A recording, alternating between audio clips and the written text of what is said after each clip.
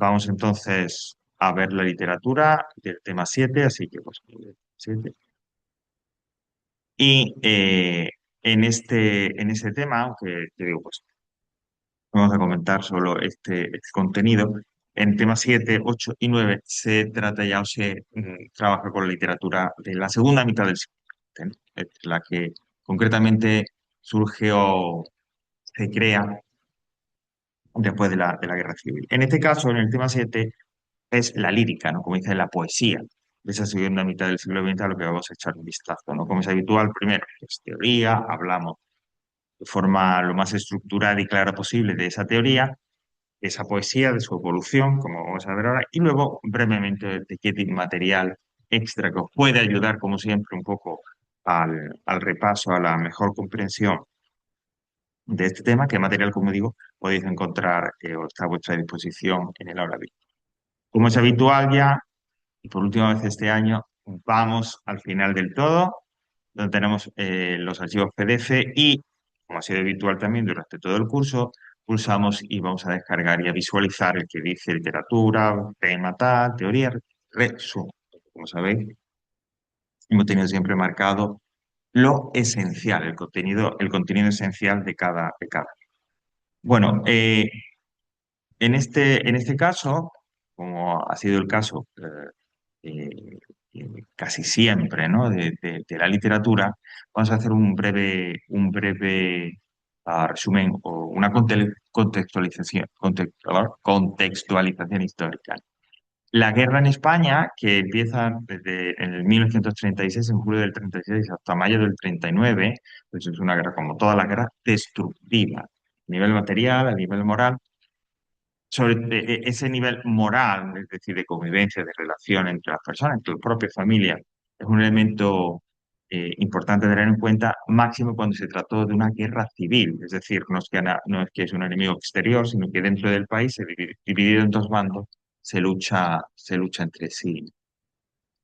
El contexto internacional, cuando la guerra civil española acaba, con el país totalmente devastado, no creo que es mucho mejor. Ese año del 39, en septiembre, comenzará la Segunda Guerra Mundial, ¿no? Ya desde antes de la Guerra Civil, durante la Guerra Civil y en ese final de esa Guerra Civil española, se había ido produciendo paralelamente lo que era el ascenso del nazismo, ¿no?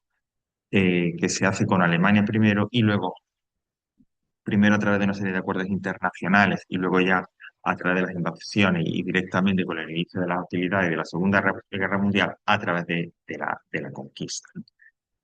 No me voy a extender mucho más, pero bueno, si hay una guerra terrible en la historia de la humanidad, es esta. Hemos visto tantas películas, seguramente he leído libros, incluso videojuegos, series de televisión, etcétera, que tenemos una idea aproximada de cómo puede ser eso. Solamente quien vivió ese periodo y ese conflicto tan terrible puede uno, o puede, digamos, tener una idea exacta de qué fue. Una vez que acaba esa Guerra Mundial, en mayo del 45 en Europa, y hubo que esperar en el frente asiático, en Japón, hasta, creo que fue hasta agosto de ese mismo año, el mundo se divide en dos bloques, ya sabéis, pues el bloque soviético, dominado por la Unión Soviética, era la heredera del Imperio Ruso, y todos los países, digamos, que por su influencia o por su conquista adquieren esa misma forma de gobierno. En el caso de Europa, todo lo que son los países del este, ¿no? Lo que son Rumanía, República Checa,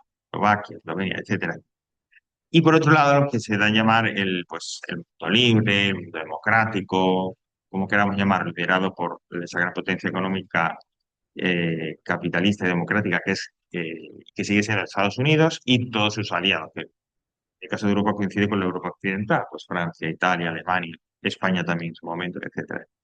Y desde ese final aproximadamente de la Guerra Fría, perdón, desde ese final aproximadamente del 45 hasta 1989, en el que se produjo la caída del muro de Berlín, que era un muro que dividía la ciudad en dos, en una parte comunista o socialista y en una parte occidental, se producirá lo que estaba diciendo antes, que me he adelantado, la llamada Guerra Fría, es decir, a lo largo de todo ese larguísimo periodo, de todas esas décadas, no habrá un enfrentamiento directo entre Estados Unidos y la Unión Soviética, porque hubiera supuesto el fin del mundo, porque hubiera sido una guerra nuclear, sino que hay conflictos entre otros bandos que normalmente uno estará apoyado por los Estados Unidos, uno de los bandos combatientes, y otro estará apoyado por la Unión Soviética.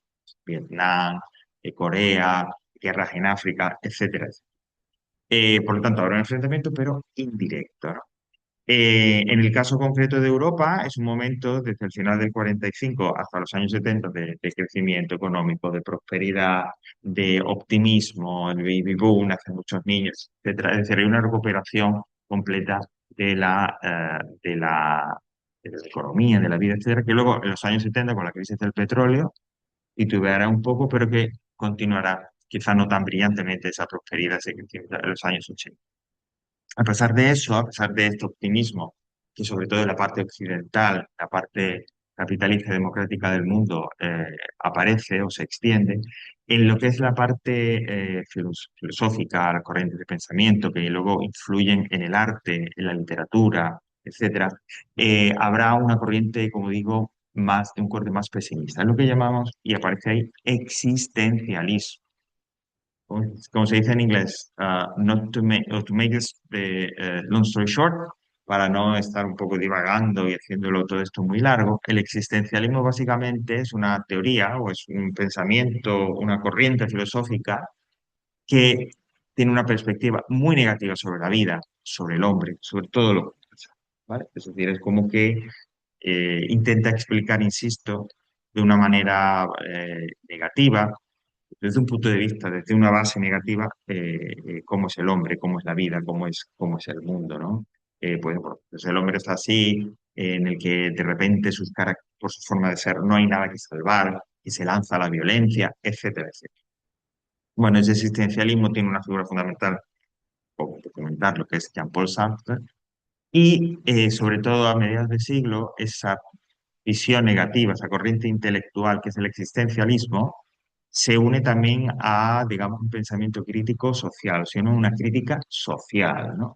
El mundo está fatal, el mundo necesita un cambio, necesita una mejora y sobre todo necesita un cambio en la cuestión social, en los derechos de los trabajadores, en sus condiciones de trabajo, etcétera, etcétera, ¿vale?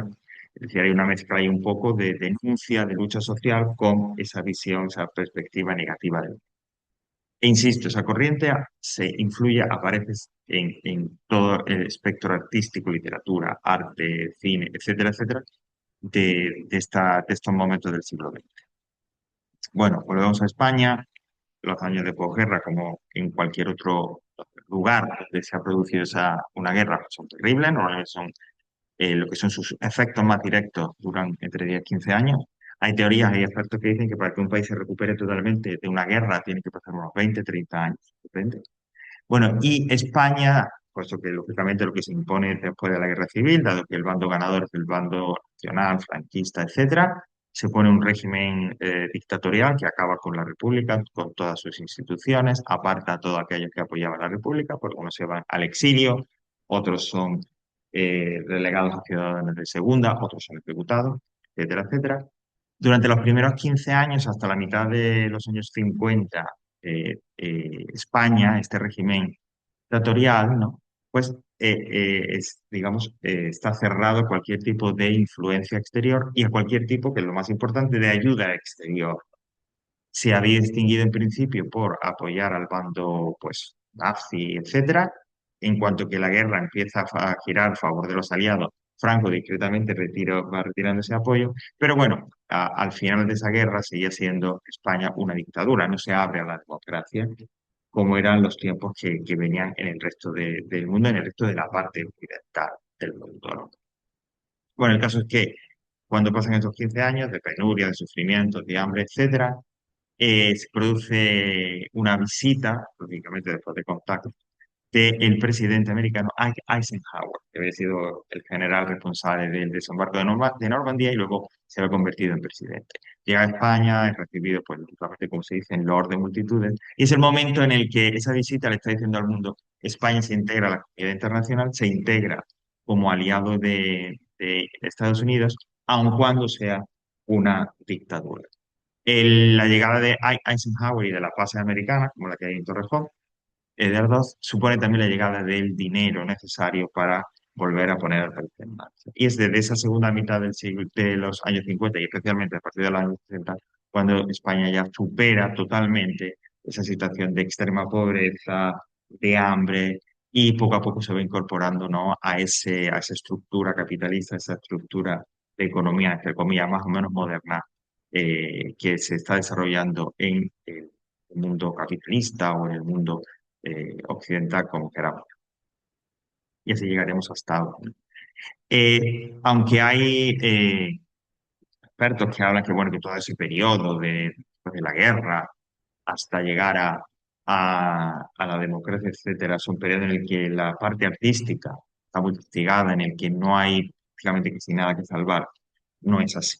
Evidentemente, las mejores las condiciones de las que imponen las dictaduras, en el que hay un control de todo, especialmente un control ideológico y por lo tanto de las producciones artísticas, censura, hay ocultación de contenido a los ciudadanos, etcétera, de contenidos artísticos, etcétera, etcétera. También hubo una producción artística, a pesar de estas condiciones, como digo, que merecen destacar y que está también, pues, la historia del arte y en nuestro caso la historia de la literatura. Y por eso vamos a hablar es decir, no todo fue un erial, sino que también hubo flores que florecieron, valga la redundancia, en ese erial. Bueno, vamos a empezar este recorrido, esta evolución por la poesía de esta segunda mitad simplemente a partir del 39 por el engarce, es decir, por esa figura literaria que unirá lo que vino antes, desde la guerra, y lo que vino después. Y esa figura literaria, esa figura literaria, perdón, ya hablamos de ella, porque es el poeta Miguel Hernández, ¿no? En su momento, cuando hemos hablado de la generación del 27, decíamos que, bueno, pues era joven, era el último, entre comillas, en que se incorporó a dicho grupo y siempre tuvo una posición que yo diría un poco, pero sin un tanto que era periférica. Es decir, aunque conocía miembros del grupo, no tenía una relación estrecha con ella, no formaba parte de esa amistad como sí tenía el resto de componentes de miembros del grupo del 27, como digo, y siempre estuvo dentro, pero al margen.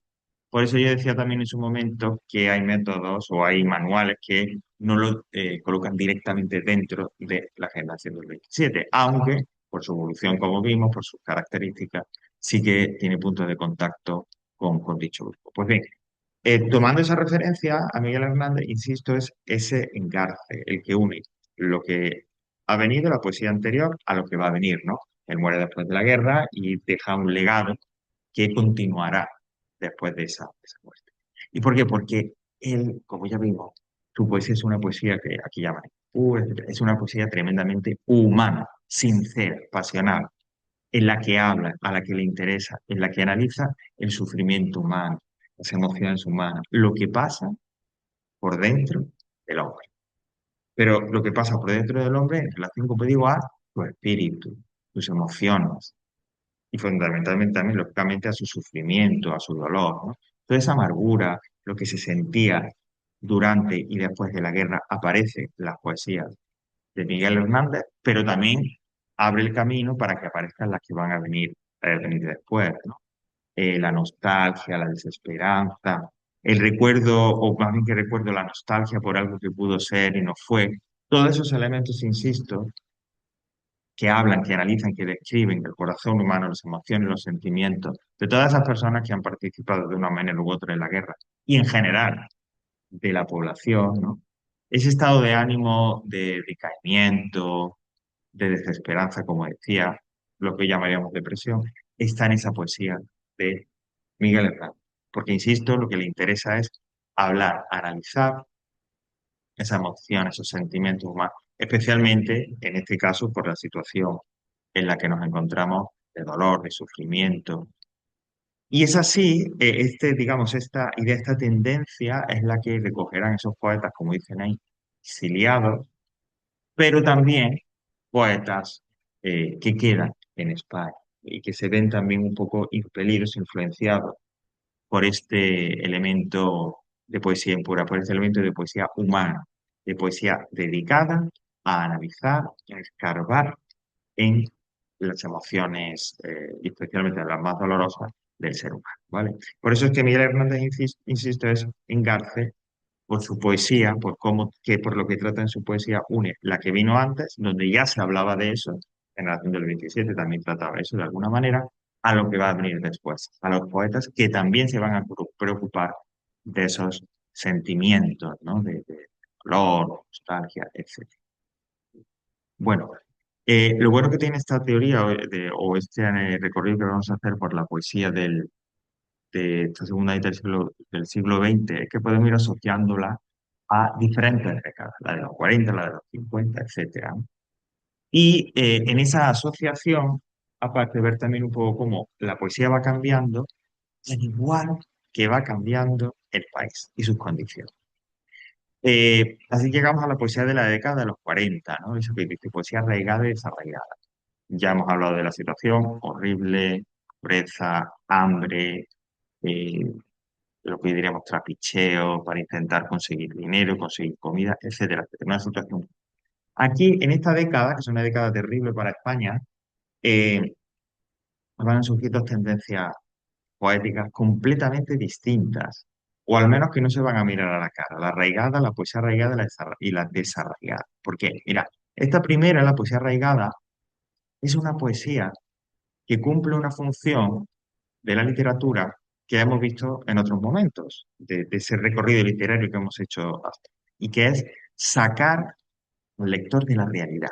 Bueno, es una poesía, como dice ahí, serena, ordenada, optimista, y nos da más que una visión de la realidad, una visión del mundo diferente, diferente a la que es real, lógicamente. Son poetas que se basan, escritores que se basan en la tradición, especialmente en Garcilaso. Incluso hablan de poetas o de autores garcilasistas.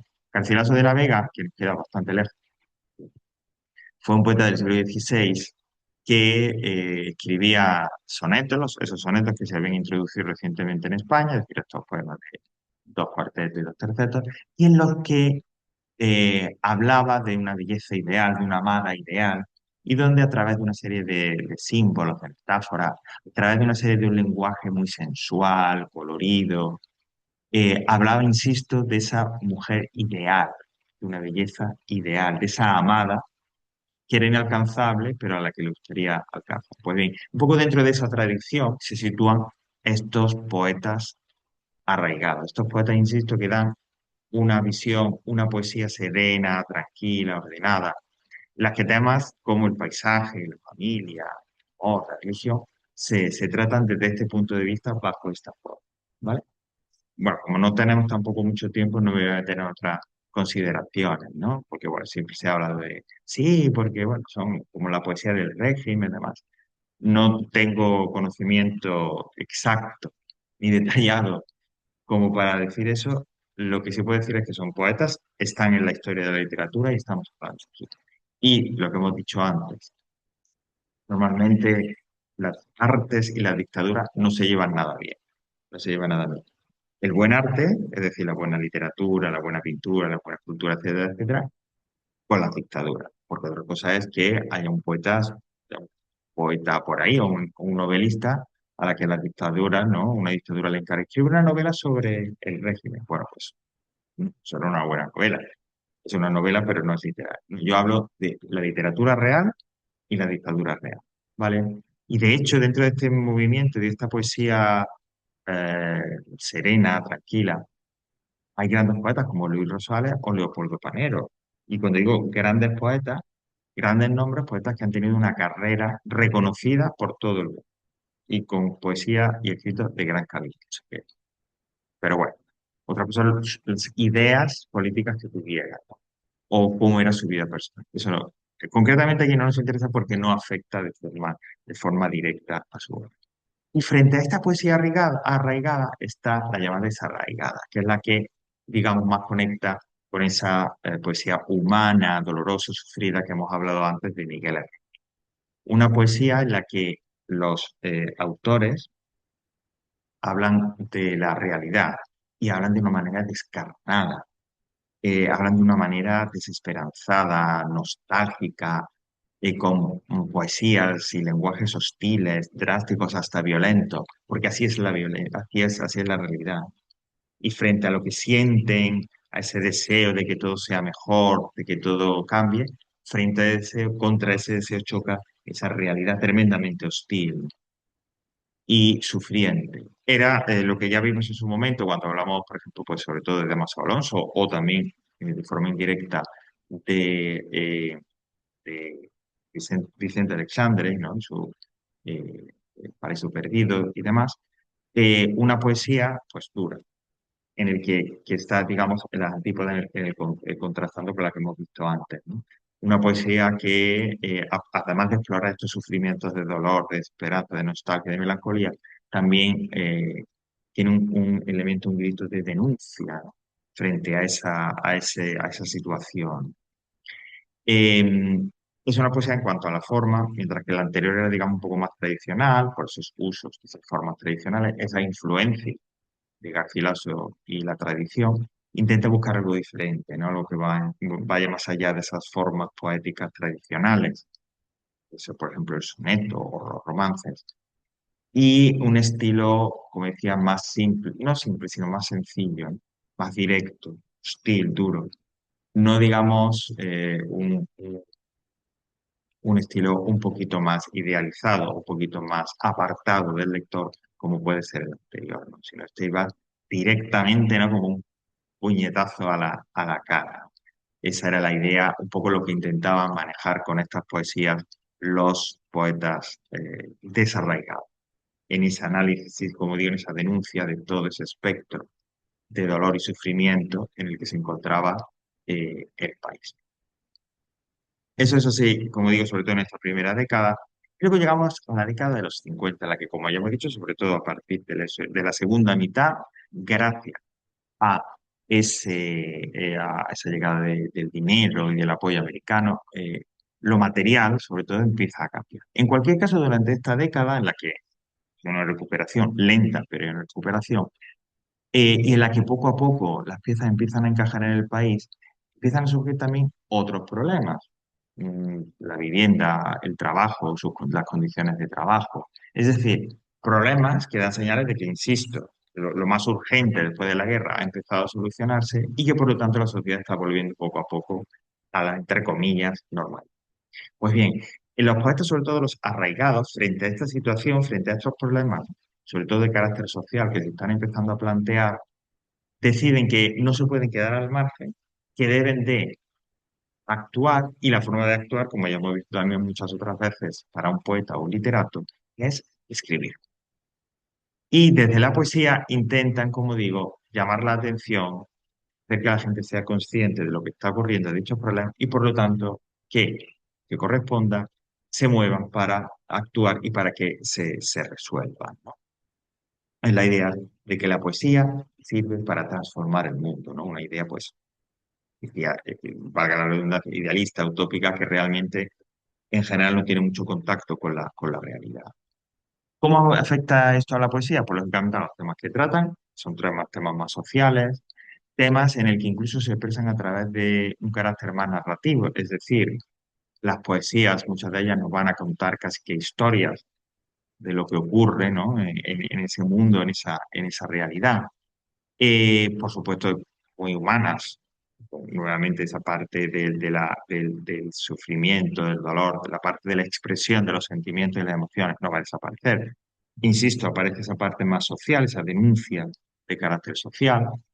Y el tipo de lenguaje, el tono, el estilo, va a ser más cercano al lector, pero no a un lector culto o elevado, sino a la gran mayoría de lectores, a la gran mayoría de la población, como se señala ahí. Pero tanto un tono un poco más coloquial, no vulgar, sino coloquial, más claro, más llano, porque están intentando transmitir un mensaje y ese mensaje tiene que llegar al mayor número de personas posible. Si por lo tanto haces esa poesía más accesible, más comprensiva por más gente, tu mensaje llegará. Y por lo tanto podrá haber más posibilidades de provocar ese efecto de movilización, de cambio, lo que tú quieras. Por lo tanto, en contraste con a lo mejor esas poesías arraigadas de los años 40, ¿no?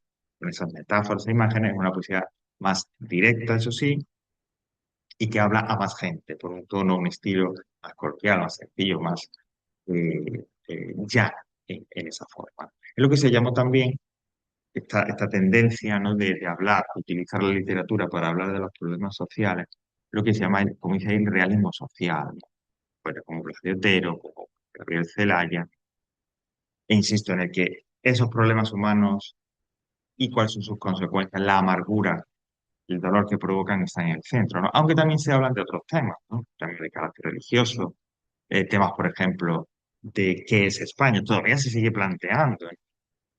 Incluso en la poesía, incluso dentro del propio país, aunque de una manera lógicamente no pública, ¿no? Pero ¿qué es España, ¿no?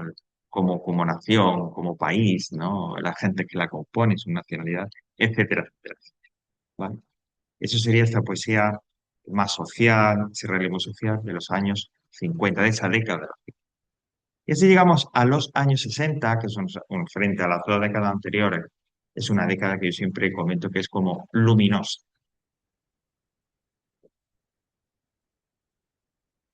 ¿Por qué? ¿Quiere decir que ya entonces se acabaron todos los problemas? Muchísimo menos. España, como todos los países, incluso más que algunos otros países, tendrá una serie de problemas que se arrastrarán incluso mucho después de la dictadura o que incluso algunos de alguna manera llegan hasta hoy. Pero sí es un momento de más optimismo porque, insisto, el país parece dejar a un lado ya todo el recuerdo de la guerra que tan cercano había estado hasta entonces. Empiezan a verse una auténtica mejora de las condiciones materiales, ¿no? Los coches, los electrodomésticos empiezan a aparecer y sobre todo el españolito de a pie empieza a poder comprarlos y a poder meterlos en su casa y a poder empezar a vivir una vida cómoda, digamos, al carácter más occidental.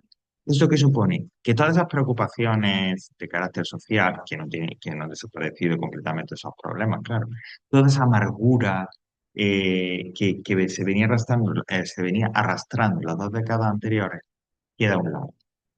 Y eso también se hace evidente en el arte, en la literatura, en todo ese ámbito y en ese aspecto.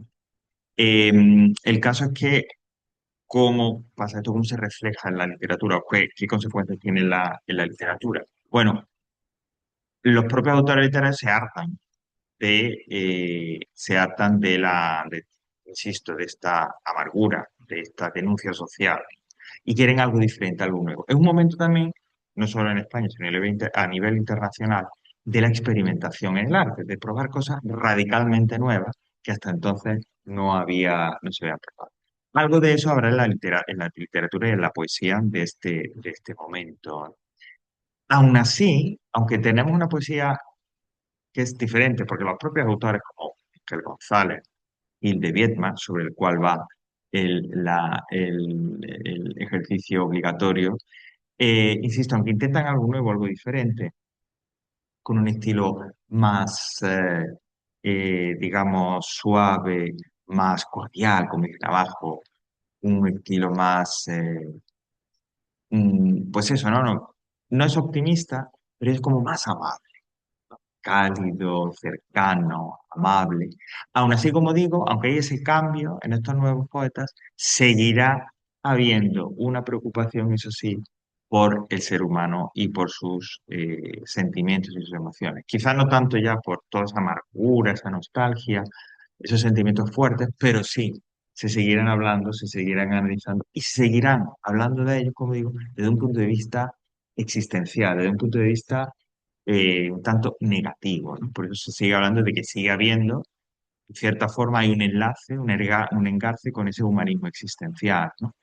Si habéis hecho ya el, el ejercicio obligatorio, este poema de No volveré a ser joven de Gil de Viedma, que quizás es más famoso, al leerlo, bueno, pues es un estilo, pues como se dice aquí, ¿no? Amable, más cálido, más cordial, ¿no? No hay esa violencia, ¿no? O no hay esa hostilidad, pero el mensaje sigue siendo un mensaje terrible, un mensaje de amargura frente a la vejez, ¿no?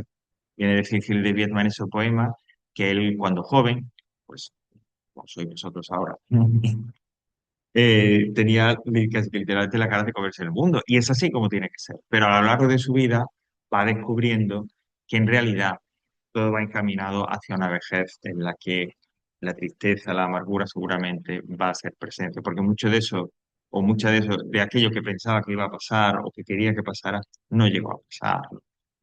Es decir, que hay ese sustrato todavía de cierta amargura, aunque no de la manera, no con la intensidad que venía antes, ¿no? Eso sería esa poesía del 60. Preocupación sobre el hombre, sobre su sufrimiento, pero en un tono más cálido, más amable, eh, más suave, en cierta forma. Y llegamos así a la década de los 70, que es, digamos, como la última gran década de ruptura, y que llegamos o a lo que llamamos los novísimos. Bueno, se publica justo en ese año una antología, cogiendo poesías de diferentes autores, que se llama Nueve novísimos poetas españoles. ¿Por qué es tan importante? ¿Por qué la traemos aquí? Porque precisamente esos poetas que están incluidos en esa antología van a marcar una nueva evolución, una nueva etapa en la poesía española, ¿no? Ahí tenemos una pequeña nómina, ¿no? Y destacados como importantes, pues Vázquez Montalbán, Pérez Ferrer, o autores que luego también han tenido una carrera exitosa en la narrativa, escribiendo novelas, como por ejemplo Félix de Azúa o Vicente Molina Foix o el propio Manuel Vázquez Montalbán. ¿Qué tienen de nuevo estos poetas? Pues sobre todo, frente a lo anterior, y es que vuelven su mirada a la forma. Nuevamente, ese péndulo de la poesía que hemos estado viendo que se balanceaba durante toda la historia de la poesía, ahora vuelve a situarse en el extremo de la forma. ¿Eh? Estos autores que son muy cultos, que tienen una formación intelectual, cultural, literaria muy grande, muchos de ellos, pues, por no decir todos, se han formado en la universidad. Insisto, este grupo de poetas, lo primero es que desecha totalmente esa idea de una poesía activista, es decir, que sirva para cambiar el mundo. No. Poesía para ellos es lo que es arte, es creación. Y por lo tanto, lo que es el estilo, la forma, los temas también, pero ese estilo, esa forma en la que se presenta la poesía, la creación de un nuevo lenguaje poético, como dice, en donde haya toques o tintes del surrealismo, es lo importante. Insisto, la forma, la presentación de los poemas, el estilo, el lenguaje que se utiliza, eso para ellos va a ser fundamental. Nada de que la poesía sea medio sirva para otra cosa. Y van a dar entrada dentro de este marco, dentro de esta idea, dentro de este eh, presupuesto formal, de importancia de la forma, de cómo tiene que ser esta poesía nueva.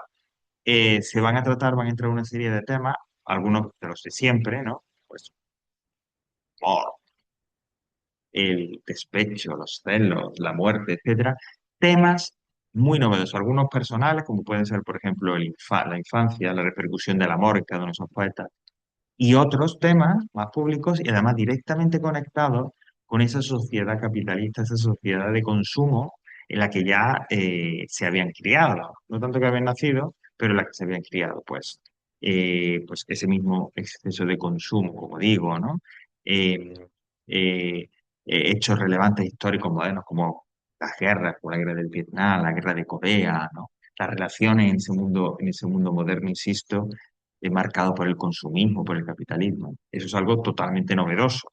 Y como tal novedad que es, también lógicamente supondrá una renovación, una influencia directa en un lenguaje nuevo y diferente. Es una poesía que a veces en momentos recoge esa idea de la poesía seria, elevada, pero que en otros momentos es una poesía frívola, superficial, provocadora, y que dices tú, bueno, pero esto realmente es literatura, como a veces, ¿no? Esa expresión puede uno tenerla cuando ve obras de arte contemporáneo. Y por último, ya estamos a acabar, la poesía del 75 hasta hoy. Bueno, desde esa época, o mejor dicho, de esa década de los 70, de esa mitad de la década de los 70 hasta hoy en día, es casi que diríamos inabarcable. Es tanta la variedad, no, no es como en otras épocas de la historia de la literatura, del arte, en la que digamos, se puede determinar un movimiento artístico, literario importante, fuerte, que muchos autores cultivan y que se extiende sobre un periodo de tiempo, eso ya no ocurre. en estos últimos 25 años del siglo XX y los que llevamos del siglo XXI, ¿no? Estos últimos 50 años. No. Hay multitud de movimientos, de corrientes, de tendencias, de autores, autores que cultivan una corriente y la contraria. Es decir, es imposible, a no ser que lógicamente nos pusiéramos a un nivel ya muy académico, resumir, hablar de esa poesía, desde esa transición desde ese 1975 hasta ahora. Variadísimo, como en todo, como en el cine, o en la novela, como en la sociedad en sí misma, ¿no? Es una de las características quizás de este mundo postmoderno de finales del siglo XX y de principios del XXI. Hay alguna serie de elementos, de ideas que sí se repiten, el individualismo, la idea de una poesía que trate y que hable de momentos cotidianos, concretos, de cómo se experimenta, cómo, qué experiencia tiene uno de esos momentos cotidianos, concretos. Poesía en la que, por ejemplo, se habla, el poeta habla del desayuno y qué elementos, mejor dicho, qué elementos emocionales, qué sentimientos se relacionan, le provocan a ese mismo autor ese movimiento, esa experiencia, ese compartir con uno mismo, ¿no? Ese sentido o ese momento del día en el que quizás para muchos es el único momento del día en el que pueden estar solos, etcétera, etcétera. Es lo que se llama también la poesía de la experiencia. Estos elementos comunes, insisto, el individualismo, o esa preferencia por experiencias cotidianas, etcétera, son elementos que sí que se han ido repitiendo, que sí que parece ser que han sido comunes en diferentes movimientos, pero insisto, es imposible abarcarlo y resumirlo con unas categorías. Todo lo que empezó a partir del 75, toda esa poesía que ha llegado a nuestros días y que hoy en día pues sigue tan activa, incluso sobre todo entre la gente joven, cada vez más, ¿no? Y aquí vamos a acabar diciendo que la poesía hubo un momento, sobre todo durante el siglo XX, que se convirtió en algo minoritario, en algo enrevesado, en algo muy difícil de acceder por parte de aquellos que no tenían formación, cultura, pero eso ha desaparecido. Y hoy en día, sobre todo la gente joven, más joven, se ha lanzado de cabeza a la poesía, creando, leyendo, difundiendo, etcétera, etcétera. Con lo cual, hay futuro. Bueno, pues terminamos aquí.